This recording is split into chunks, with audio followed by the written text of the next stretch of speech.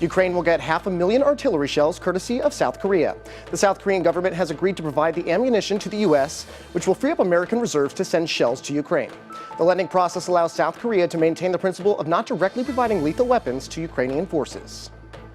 Russian security services are trying to recruit Ukrainian refugees traveling to Estonia. According to a new report by the Baltic nation, Ukrainian refugees are regularly interrogated by Russian spy agencies, infiltration camps, and at border points. The report says that spy agencies are using tactics including threats and bribery.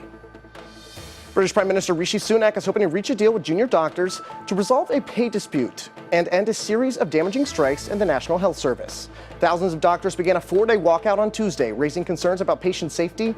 The government says the doctors' demands for pay are unreasonable, and Sunak says cutting inflation is the government's priority. A new report blames operator error for a series of National Guard helicopter crashes over the last decade.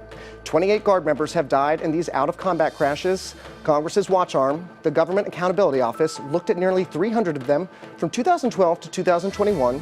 It says overconfidence or failing to follow standards led to most of the incidents. It's calling for a database to be set up to track future crashes. County commissioners in Memphis, Tennessee voted to return a second black Democrat to the state legislature. The Republican-led House had expelled Justin Pearson and colleague Justin Jones for joining gun control protests on the chamber floor.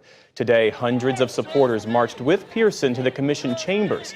The panel voted unanimously to reinstate him, sending him back to his seat as early as this week, ahead of a special election later this year. Former President Donald Trump is suing his former attorney, Michael Cohen, for more than $500 million. Cohen had testified before a grand jury in New York that indicted Mr. Trump in a hush money case. The federal lawsuit contends he violated attorney-client privilege and fabricated conversations. Michael Cohen's attorney, in response, accused Mr. Trump of again using the court system as a form of harassment and intimidation against his client.